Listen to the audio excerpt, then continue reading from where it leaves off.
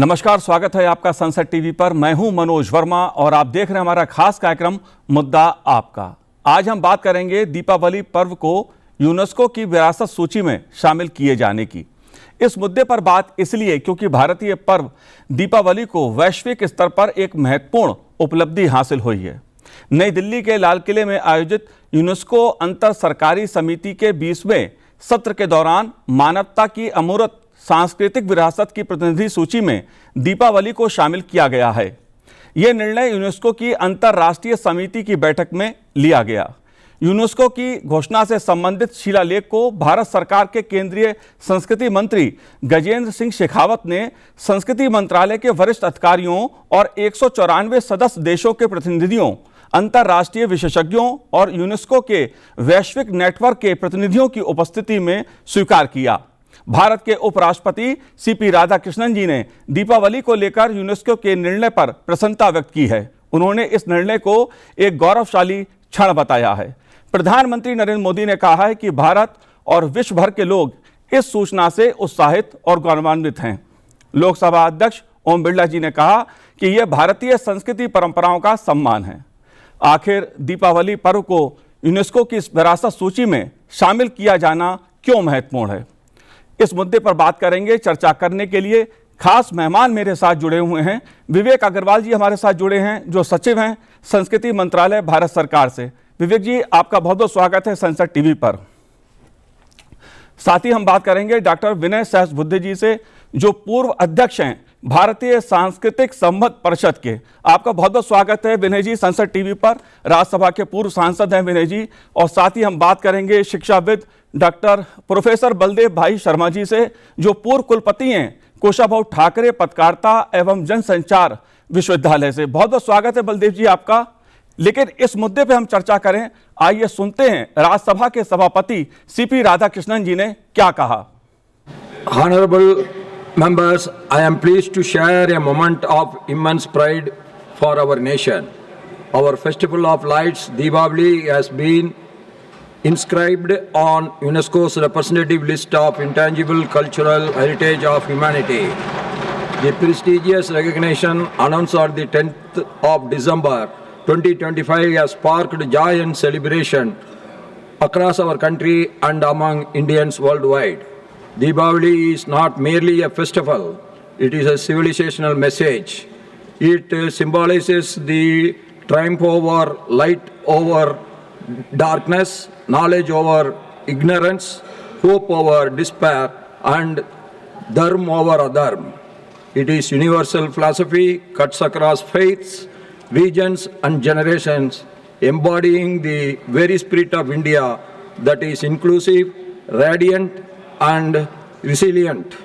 As you may be aware, Deepavali is the 16th element of Bharat to be inscribed on the UNESCO list of intangible cultural heritage of humanity, thereby enriching it with the glow of India's civilizational legacy.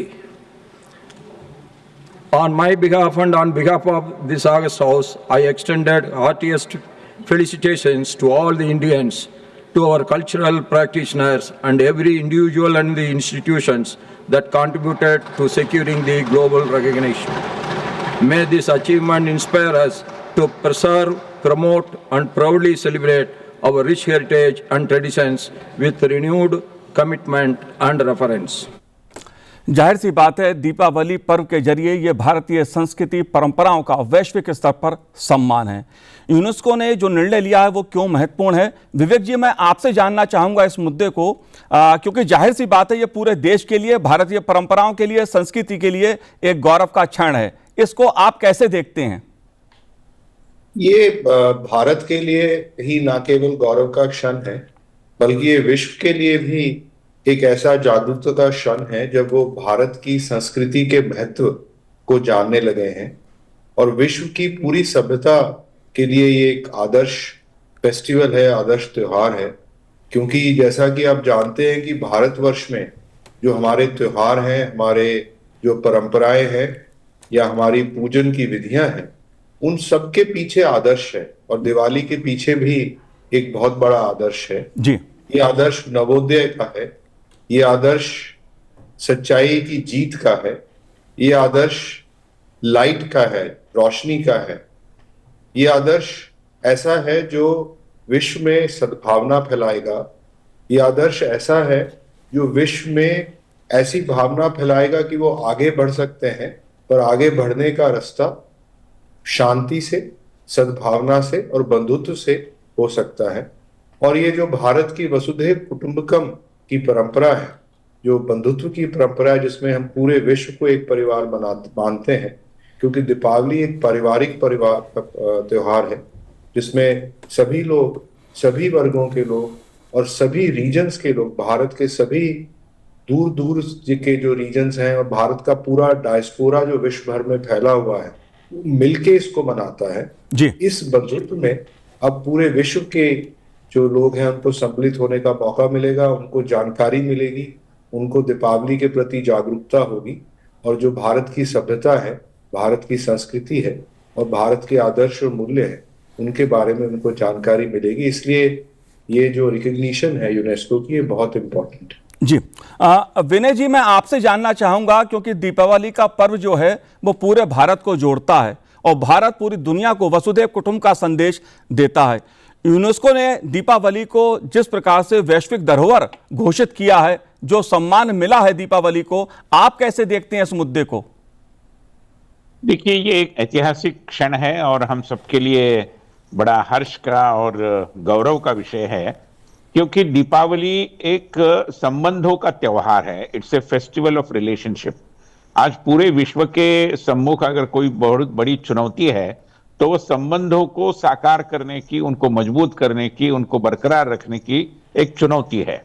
और दीपावली के, अगर मान लीजिए हम उसको 5 दिन की दीपावली भी मानते हैं, क्योंकि गोवर्धन पूजा से दीपावली शुरू होती है, जब हम गौ माता की पूजा करते हैं, तो ये प्रकृति के प्रति हमारी एक कृतज्ञता का एक दृष्टि से प्रकटीकरण है। फिर नरकासुर की जो नरक चतुर्थी है, नरक चतुर्दशी है, वो नरक चतुर्दशी एक दृष्टि से अमंगल पर मंगलता ने पाई हुई विजय का प्रतीक है, जब नरकासुर को और हराया गया था भगवान श्री कृष्ण के द्वारा। फिर आती है बलि प्रतिपदा। ये पति पत्नी संबंधों के संदर्भ में है, क्योंकि सत्यवान सावित्री की कहानी इसके साथ जुड़ी हुई है। तो एक दृष्टि से यहाँ भी संबंधों का एक त्योहार हमें प्रकट रूप में दिखाई देता है। और जो भैया दूज है, मैं मानता हूं कि विश्व में शायद इससे और अधिक मतलब संबंधों की मजबूती की ओर ले जाने वाला त्योहार नहीं होगा। जो भाई और बहन के बीच जो संबंध रहते हैं, जो एक स्नेह रहता है, जो अपनत्व रहता है, उसको हमारे सम्मुख लाता है, उसको रेखांकित करता है। और उस दृष्टि से मुझे लगता है कि दीपावली आज की तारीख में उसको यूनेस्को के द्वारा इस पद्धति से एक स्वीकार्यता कहो, उसका एक सम्मान कहो, उसको एक दृष्टि से एक सम्मानित किया जाना कहो, मैं मानता हूं इसका संबंध इसलिए, इसका महत्व इसलिए है क्योंकि पूरे विश्व भर में आज संबंधों का संकट है और दीपावली संबंधों की मधुरता का त्योहार है। जी बिल्कुल। बलदेव भाई, आप कैसे देखते हैं, जब हम दीपावली की बात करते हैं, वैश्विक स्तर पे सम्मान की बात करते हैं, दीपावली को जो यूनेस्को ने दिया है, जिस तरह से वैश्विक धरोहर के रूप में चुना गया है दीपावली पर्व को, भारतीय संस्कृति परंपराओं के इस सम्मान को आप कैसे देखते हैं? मुझे इस अवसर पर स्वामी विवेकानंद का स्मरण हो रहा है। स्वामी जी ने अपने यूरोप प्रवास के दौरान बहुत स्वाभिमान के साथ घोषणा की थी कि भारत फिर उठेगा, लेकिन अपनी आध्यात्मिक शक्ति के बल पर। तो जो दीपावली की जैसी विवेचना अभी की जा रही है, दीपावली हमारी सांस्कृतिक चेतना का सबसे उज्जवल प्रतीक है जी। और भारतीय संस्कृति अध्यात्म पर टिकी है। और आप देखिए, विवेकानंद ने कितने वर्ष पहले ये भविष्यवाणी कर दी थी और आज वही भविष्यवाणी सच हो रही है। यूनेस्को ने जो सम्मान दीपावली की विरासत को, अमूर्त विरासत को दिया है, वो सारे विश्व के सामने भारत की आध्यात्मिकता और भारत की सांस्कृतिक चेतना का सम्मान है। और दीपावली केवल एक उत्सव या एक पर्व नहीं है। दीपावली अभी जैसे हमारे माननीय प्रधानमंत्री ने जो भारत में G8 का आयोजन हुआ, तो उसमें जो उन्होंने एक नारा दिया था, one earth one family one future. आप देखिए ये जो व्यापक संकल्पना मनुष्यता की है, वैश्विक चेतना की है, ये केवल भारत दे सकता है और प्रधानमंत्री ने उसी को प्रतिबिंबित किया। दीपावली उस सारी परिभाषा को एक सूत्र में बांधने वाला पर्व है। और इससे पहले देखिए योग को सारे विश्व ने स्वीकार किया, आज दीपावली स्वीकार कर रहे हैं।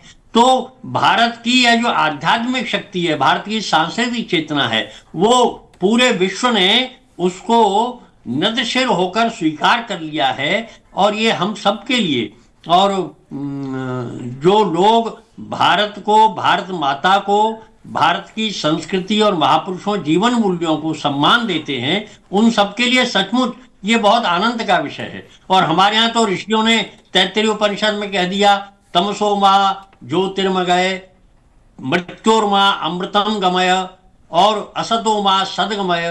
तो दीपावली इस सब का समुच्चय है जो प्रकाश की ओर हमारे जीवन को निरंतर ले जाती है। और ये सारे विश्व में भारत का प्रकाश फैलेगा, ये प्रसंग से स्पष्ट होता है। जी बिल्कुल। विवेक जी, मैं आपसे जानना चाहता हूं, दीपावली सहित यूनेस्को की सूची में भारत की 16 परंपराएं शामिल हैं इस समय। अलग अलग उत्सव की बात मैं करूं, परंपराओं की बात की जाए, आप कैसे देखते हैं जिस तरह से भारतीय परंपराओं की का सम्मान, 16 परंपराएं अब शामिल हो गई हैं, आप कैसे देखते हैं इस विषय को?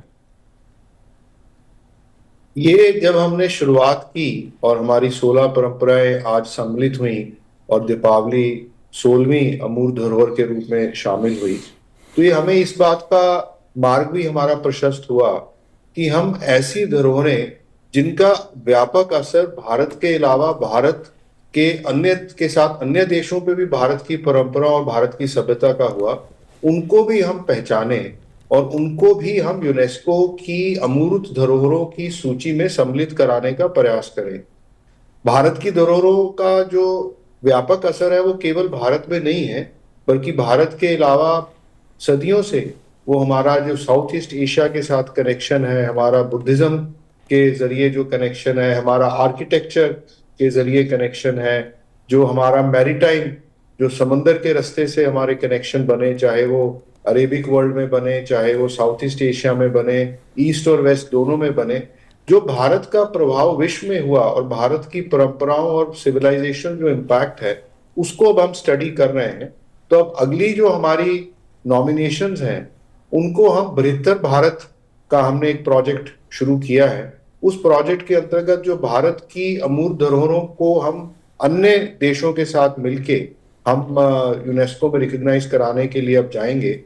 इसका पूरा जो प्रयोजन है वो ये है कि जिस प्रकार से भारत की सभ्यता और भारत की परंपराओं की 16 अमूर्त धरोहरों को विश्व में मान्यता है, उसी तरह आने वाले समय में भारत से निकली हुई जो परंपराओं का सीधा असर और जिसकी लिविंग ट्रेडिशंस अन्य देशों में उपलब्ध हैं, उनको भी हम साथ में लेके जाएं और बहुत सारी ऐसी परंपराओं को हम यूनेस्को में रिकॉग्निशन कराएं।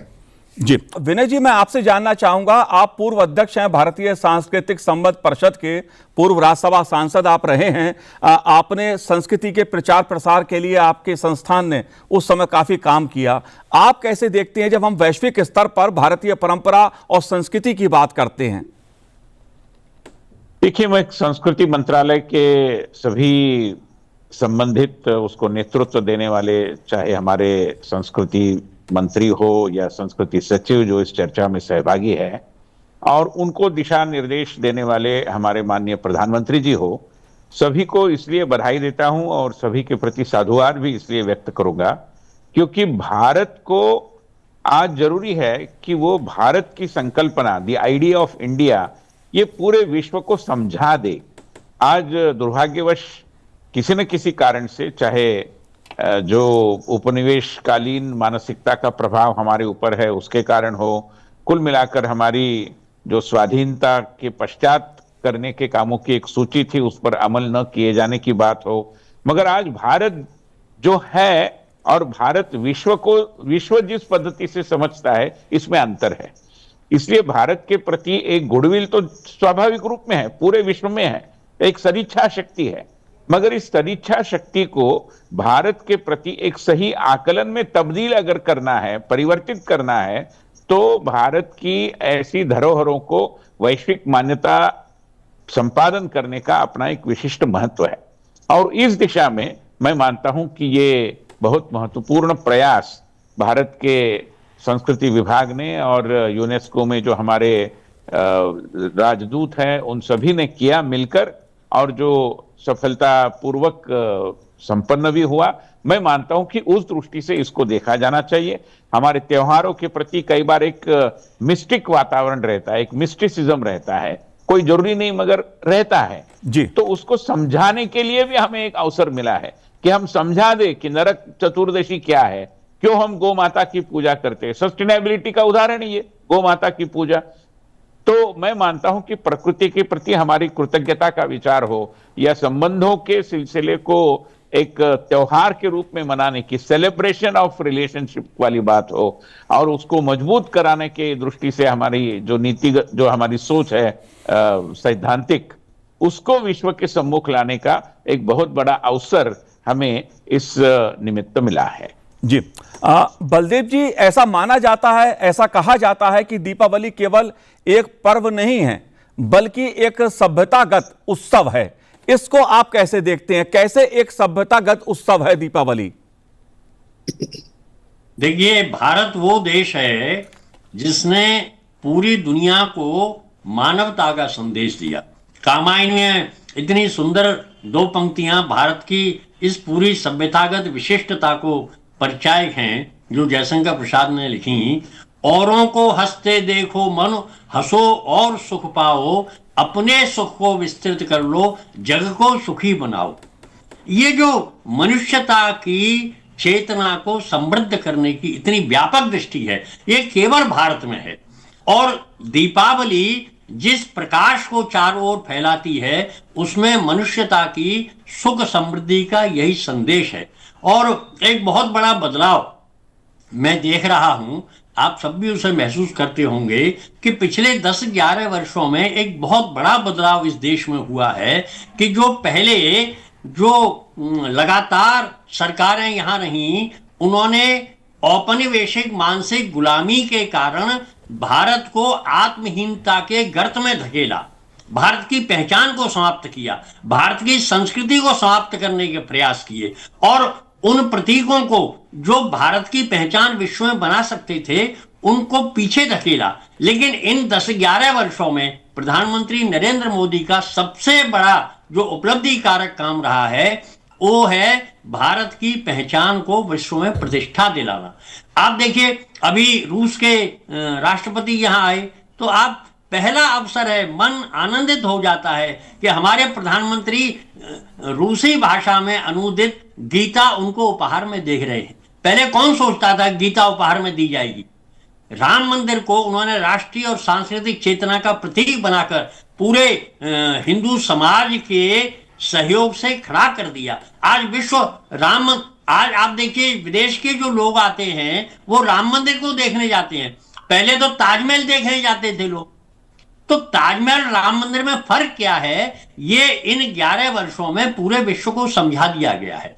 और भारत में प्रत्येक व्यक्ति के अंतःकरण में ये जो भारत की संस्कृति है, जिसके प्रति आत्मीयता का बोध होता था, जिसमें लोग शर्म करते थे कि हम भारत के हैं, आज लोगों को ये गर्व महसूस होता है कि हम भारतवासी हैं और भारत की एक समृद्ध सांस्कृतिक परंपरा हमारे साथ जुड़ी है। दीपावली उसी का प्रतीक है और विश्व में एक ये स्थापित हो गया है दीपावली को अमूर्त विरासत के रूप में यूनेस्को की सूची में शामिल करने पर, कि भारत को पूरे विश्व का मार्गदर्शन करना है। ये नया भारत है, भारत के पुनरोदय का काल है। ये घटना से एक बार फिर प्रतिष्ठित हुआ है। जी बलदेव जी। विवेक जी, मेरा आपसे सवाल यह है कि जब हम बात भारतीय संस्कृति परंपराओं की करते हैं, जाहिर सी बात है पिछले एक दशक में जिस प्रकार से भारत सरकार ने, चाहे बात देश की हो या विदेश की हो, भारतीय संस्कृति के प्रचार प्रसार के लिए भारत को सांस्कृतिक रूप से एक सूत्र में पिरोने के लिए, वैश्विक स्तर पर भारत की संस्कृति को संदेश देने के लिए वसुधैव कुटुंब के साथ साथ इसको आप कैसे देखते हैं, इस संदेश को कैसे देखते हैं आप? देखिए, जो भारत सरकार ने माननीय प्रधानमंत्री जी के नेतृत्व में भारत का स्वरूप विश्व के सामने रखा है, उससे सभी लोगों में विश्वास जागृत हुआ है, पूरी ग्लोबल कम्युनिटी में। और जब ये डेलीगेट्स भारत में आते हैं तो वो विस्मित होके भारत की जो हॉस्पिटैलिटी है, जिस तरह से हम मेजबानी करते हैं और जिस तरह से हमारे यहाँ पे कार्यक्रम बनते हैं और जो भारत से कंटेंट उनको मिलता है, जिस प्रकार का हम उनको संदेश देते हैं, उससे वो विस्मित भी होते हैं और प्रभावित भी होते हैं। मैंने बहुत सारे इंटरनेशनल फोरम्स में देखा है, जैसे G20 में भारत ने मेजबानी की, तो जगह जगह ना केवल भारत सरकार के आयोजन हुए बल्कि जो हमारे राज्य सरकारें थी उन्होंने भी हर जगह पे बहुत बढ़िया और अच्छा अपना आतिथ्य दिया। और जो सभी डेलीगेट्स विश्व भर से आए, वो बार बार जब आते हैं भारत में तो हमेशा ये कहते हैं कि भारत जैसी मेजबानी और कोई भी देश नहीं कर पा रहा है। और जिस प्रकार का संदेश वो यहाँ से लेके जाते हैं और फिर जितने इंटरनेशनल फोरम हैं, जिस प्रकार से हम अपनी बात रख रहे हैं, उन सभी फोरम्स में, चाहे वो FATF हो, फाइनेंशियल एक्शन टास्क फोर्स हो, UN की बॉडीज हो, ट्रेड की बॉडीज हो, जब भारत के रिप्रेजेंटेटिव जाके भारत की बात को रखते हैं तो उसका प्रभाव देखने लायक है। बहुत सारे सभाओं में, बहुत सारी इंटरनेशनल फोरम्स में जब तक भारत कोई निर्णय नहीं लेता तब तक पूरा निर्णय ही नहीं होता। बहुत सारे देश भारत के पीछे आके खड़े हो जाते हैं, खासकर जो साउथ साउथ कोऑपरेशन भारत ने किया है, साउथ की लीडरशिप भारत ने ली है जी। तो कोई भी निर्णय भारत की सहमति के बिना विश्व के किसी भी जो फोरम है उसमें नहीं हो पाता है। तो प्रभाव भारत का बहुत बड़ा है। और भारत की जो सभ्यता का मैसेज है, हमने हमेशा कहा कि भारत की जो सनातन सभ्यता है वो वे ऑफ लाइफ है, वो जीवन जीने का तरीका है। और ये जीवन जीने के तरीके में ही जितनी हमारी अमूर्त धरोहरें यूनेस्को ने मानी है, वो चाहे योगा, इंटरनेशनल योगा डे के रूप में UN ने माना और पूरे विश्व में योगा को स्थापित माननीय प्रधानमंत्री जी ने किया, और अब जैसे दीपावली का रिकग्निशन हुआ, तो विश्व में भारत के प्रति जो सम्मान अब बढ़ा है और जो भारत के मूल्यों के प्रति विश्वास और जागृति बढ़ी है, वो ऐसी जो ये पहल है और जो ऐसी स्थिति है, ये मेरे को नहीं लगता कि पहले कभी हुई हो। और ये हमारे लिए एक बड़ा प्लेटफॉर्म है। अब इस प्लेटफॉर्म को हम उपयोग करके हम और आगे अपने संदेश को, अपने सभ्यता के संदेश को, जो युगे युगीन भारत का वे ऑफ लाइफ का, जीवन शैली का जो संदेश है, वो पूरे विश्व में ले जा सकते हैं। जी बिल्कुल। विनय जी, मैं आपसे ये जानना चाहता हूं कि पिछले एक दशक की बात की जाए, हालांकि भारतीय संस्कृति का सम्मान, परंपराओं का सम्मान सदियों से रहा है वैश्विक स्तर पर, लेकिन अगर पिछले एक दशक की बात की जाए तो बात चाहे कुंभ का मेला हो, योग की बात की जाए, दीपावली की बात की जाए, रामलीला की बात की जाए या अयोध्या में राम मंदिर की बात की जाए, दुनिया में भारत का जो सांस्कृतिक राष्ट्रवाद है उसकी झलक देखने को मिलती है, उसका प्रभाव देखने को मिलता है हर कहीं। इसको आप कैसे देखते हैं, ये जो बदलाव है?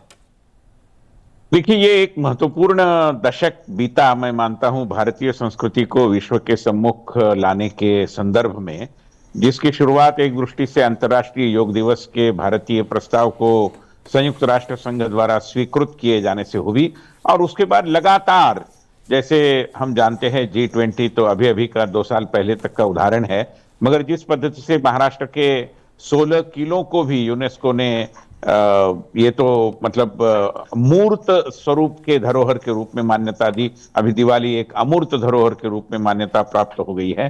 तो तरह तरह के प्रयासों के, चाहे प्रधानमंत्री जी जिस पद्धति से उपहारों का चयन करते हैं वो वाली बात हो, जिस पद्धति से हमारे संस्कृति को विश्व के सम्मुख लाने के अन्य प्रयास हो रहे, उस संदर्भ की बात हो, तो मैं मानता हूं कि भारत को समझाने की दृष्टि से ये 3 सीज मैं कहूंगा बड़े महत्वपूर्ण हैं।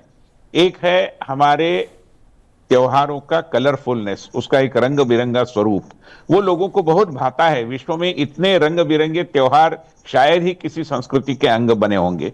दूसरा है कि क्रिएटिविटी, हमारे सारे त्योहारों में एक क्रिएटिविटी का एक मूल्य है, जिसमें लोग नई पद्धति से, अभिनवता से सोचते हैं, कुछ कलाकृतियों का प्रदर्शन करते हैं। अभी रंगावली जैसी परंपरा जिसका दीपावली के साथ बहुत अभिन्न रिश्ता है, मुझे बताइए ये कौन से अन्य संस्कृति में है कि जहां पर घरों घरों में और इस तरीके से रंगावली को हम प्रस्तुत करते हैं? या हमारा जो केयर एंड शेयर अप्रोच है, जो मैं कहूंगा कि हमारे संबंधों के रूप को एक दृष्टि से लोगों के सम्मुख लाता है। तो हमारे त्योहारों का सेलिब्रेशन, दीप लगाना, ये तो एक प्रतीकात्मक है, मगर उस प्रतीक के पीछे जो एक गहन मतलब, एक अर्थ है, उसको विश्व को समझा देने का एक बहुत महत्वपूर्ण अवसर हमें मिला है। अभी विवेक जी जो कह रहे थे कि we have to build upon what we have achieved through this recognition that we have received from the UNESCO.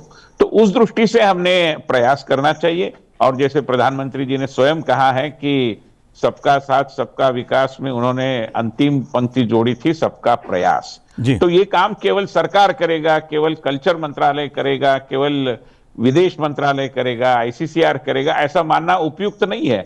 हर किसी ने ये काम करना चाहिए और विश्व समुदाय को भारत बोध, द अंडरस्टैंडिंग ऑफ इंडिया, इसको और अधिक अच्छे स्तर पर, to take it to a different level, इस पद्धति से हमने इस अवसर को उपयोग में लाना चाहिए। ये मेरा विनम्र निवेदन है। जी बलदेव जी, अगर भारतीय संस्कृति, परंपराओं और पर्व की बात की जाए तो सामाजिक एकता का, सामाजिक समरसता का जीवंत उदाहरण देखने को मिलता है। इस पहलू को आप कैसे देखते हैं? देखिए, मैं एक उदाहरण देना चाहूंगा। ये सामाजिक एकता किस दृष्टि से आज पूरे विश्व में भारत की पहचान बन गई है। जी। ब्रिटिश इतिहासकार हैं, बड़े प्रसिद्ध शिक्षाविद भी हैं, समाज विज्ञानी हैं, अर्नाल्ड टाइनबी। उन्होंने एक पुस्तक लिखी है, ए स्टडी ऑफ हिस्ट्री, और उस पुस्तक में उन्होंने लिखा है कि औद्योगिक क्रांति के बाद विश्व में जिस तरह समृद्धि आई, उसने दुनिया के देशों को स्वार्थ और संघर्ष के टकराव में फंसा दिया। और आज पूरी दुनिया संघर्ष के ऐसे मुहाने पर खड़ी है। टाइनबी लिखते हैं ये कि इस परमाणु युग में जो विश्व युद्ध का खतरा मंडरा रहा है, तब केवल भारत का विचार ही दुनिया को शांति, सुख और सौहार्द के मार्ग पर ले जा सकता है। ये टाइनबी ने अपनी पुस्तक में लिखा है। ये जो हम सामाजिक समरसता की बात करते हैं, ये केवल हमारी समाजगत विशेषता नहीं है जी। ये हमारी एक वैश्विक और मानवता की धरोहर को समृद्ध करने की परंपरा है। भारत के जो जीवन मूल्य रहे, भारत की जो ऋषि परंपरा रही, भारतीय ज्ञान की जो श्रेष्ठता रही, उसने पूरी मनुष्यता को एक सूत्र में बांध, संगच्छध्वम संवदध्वम संभो मनान से जानताम देवा भागे यथा पूर्वे संजानाना उपासते। ऋग्वेद में हमारे ऋषियों ने जो मंत्र कहा, ये केवल भारत के लिए नहीं है, ये पूरे विश्व की मानवता के लिए है। और तुलसीदास ने एक बड़ी सुंदर चौपाई रामचरितमानस में लिखी, जड़ चेतन जल जीव नभ सकल राममय जान। इससे बड़ा सामाजिक समरसता का संदेश क्या हो सकता है? हम पेड़ पौधे, वनस्पति, जल, नभ, आकाश, अग्नि, सब में एकत्व, परम ब्रह्म वही देखते हैं। तो इसमें भेद और संघर्ष की कोई गुंजाइश नहीं है। इसलिए टाइनबी कहते हैं कि भारत में जो परिवार की संकल्पना है, वो सारे विश्व को एक सूत्र में सुख के मार्ग पर आगे बढ़ा सकती है।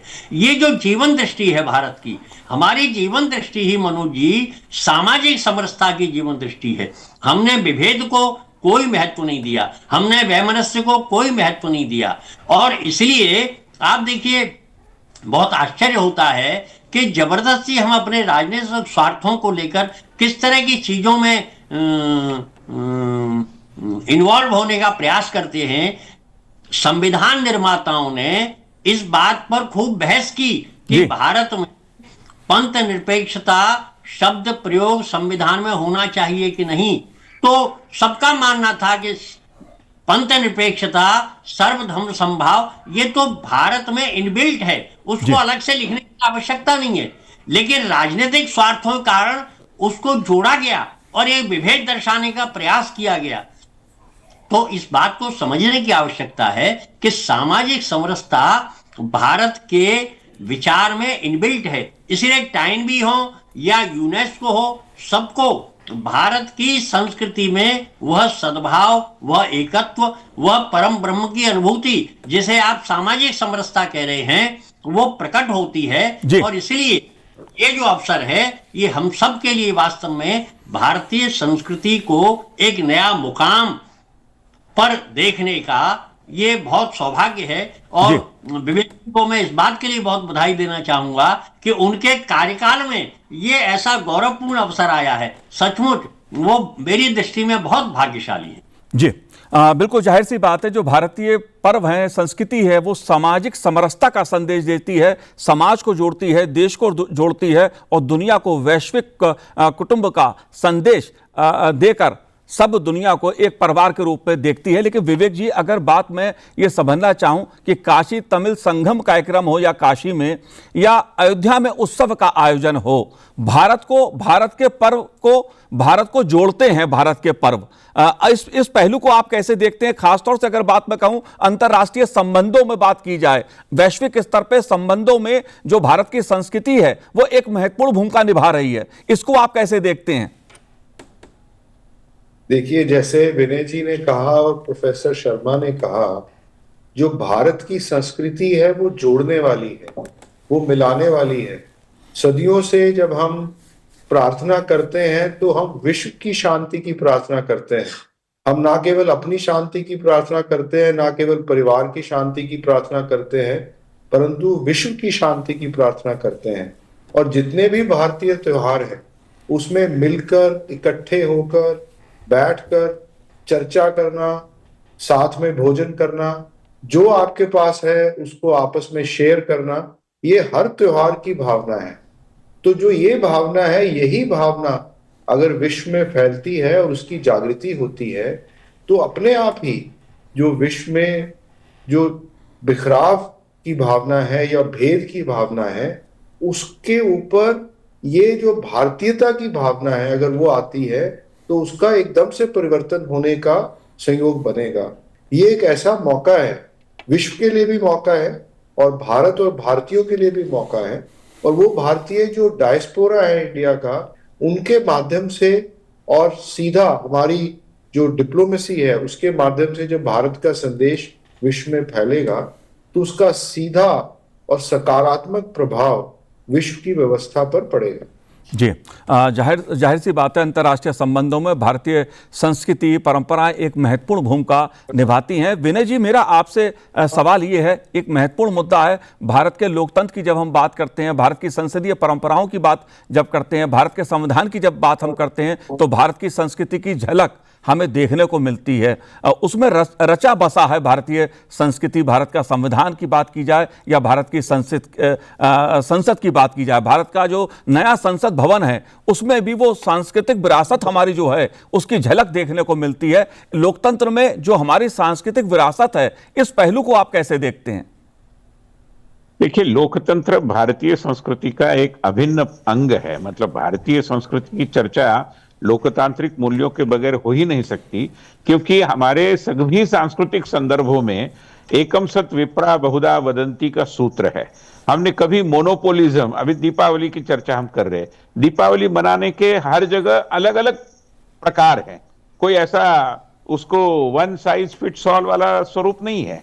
और इसलिए ये जो एक खुली छूट दी गई है कि मूल सूत्र तो कायम है, उसके प्रकटीकरण की आपको एक स्वाधीनता है, एक खुली छूट है, आप किसी भी पद्धति से इसको प्रकट करिए, तो लोग उस पद्धति से कर रहे हैं प्रकट। तो ये जो भावना है, मैं मानता हूं कि लोकतांत्रिक मूल्य और उसको संजोते रहने का जो दृष्टिकोण है, वो हमारे हर त्योहार को मनाने की हमारी अपनी पद्धति से भी एक दृष्टि से उजागर होता है। और उस संदर्भ में भी दीपावली को यूनेस्को का एक हमारी अमूर्त धरोहर के रूप में स्वीकृत किया जाना अपने आप में महत्वपूर्ण है। एक दृष्टि से दीपावली भी भारतीय संस्कृति से के अंतर्निहित लोकतांत्रिक मूल्यों को पुनः एक बार विश्व के सामने लाने वाला त्योहार। जी विनय जी, आपने संसद टीवी से बात की, बहुत बहुत शुक्रिया, बहुत बहुत धन्यवाद हमसे बात करने के लिए। विवेक जी, मेरा आपसे एक सवाल है कि जब हम बात भारतीय संस्कृति की करते हैं, जाहिर तौर पर यूनेस्को ने दीपावली को जो विरासत सूची में शामिल किया है, इसके लिए एक प्रकार की प्रक्रिया भी होती होगी। वो वैश्विक प्रक्रिया क्या होती है, किस तरह की होती है? जो प्रक्रिया है वो करीब 1 साल की होती है। तो जो डोजियर बनता है उसमें विशेषकर जो आप अमूर्त धरोहर को रिकग्निशन कराना चाहते हैं, जो देश अपनी प्रपोजल देते हैं, उसके कुछ मूल तत्व होने उसमें चाहिए। पहला जो सबसे बड़ा मूल तत्व है वो ये है कि ये ऐसी अमूर्त धरोहर है जिसकी यूनिवर्सल वैल्यू है, जिसकी यूनिवर्सल ह्यूमैनिटी को, मानवता को वैल्यू है। तो ऐसी कोई परंपरा, वो चाहे म्यूजिक की परंपरा हो, चाहे त्योहार की परंपरा हो, रिचुअल की या कल्चरल फेस्टिवल की परंपरा हो, वो ऐसी परंपरा जो सद्भावना फैलाए, जो मानवता के लिए महत्वपूर्ण हो और वैश्विक संदेश लेकर जाए, और ऐसी अमूर्त धरोहर है जिसका संरक्षण करना मानवता के लिए लाभकारी है। ये सब तथ्य लिख के, और पूरी जो विभिन्न वर्गों के लोग हैं, विभिन्न समाज के लोग हैं जो इस परंपरा को मानते हैं, उनके स्टेटमेंट्स, उनकी रिकॉर्डिंग्स और पूरी जो कल्चरल प्रैक्टिसेस है उनकी रिकॉर्डिंग, उनका डॉक्यूमेंटेशन, ये सब करके एक डोजियर बनता है जी। ये डोजियर यूनेस्को की सेक्रेटेरिएट को प्रेजेंट किया जाता है। फिर उनकी एक एक्सपर्ट कमेटी विजिट करती है। वो एक्सपर्ट कमेटी सभी वर्गों से, समाज के लोगों से, और जो हमने रिप्रेजेंटेटिव डोजियर में लिखी हुई बातें हैं उनको एग्जामिन करती है, वो लोगों से मिलती है, और जो इस प्रैक्टिस को करते हैं उनके जो अनुभव हैं उनको वो डॉक्यूमेंट करते हैं, और फिर वो रिपोर्ट यूनेस्को की जो इंटरगवर्नमेंटल कमेटी है उसको देते हैं। जी। अगर वो रिपोर्ट पॉजिटिव होती है और वो सभी जो मानक हैं यूनेस्को के उस पे जी बिल्कुल। जाहिर तौर पे दीपावली का जो पर्व है यूनेस्को की विरासत सूची में शामिल किया गया है, वो भारत के लिए और भारत की संस्कृति के लिए और गौरव का पल है, एक महत्वपूर्ण उपलब्धि है वैश्विक स्तर पर। बलदेव जी, आपने संसद टीवी से बात की, बहुत बहुत शुक्रिया, बहुत बहुत धन्यवाद हमसे बात करने के लिए। विवेक जी, आपका भी बहुत बहुत धन्यवाद संसद टीवी से बात करने के लिए। तो आज इस कार्यक्रम में इतना ही, मुझे दीजिए आज्ञा, नमस्कार।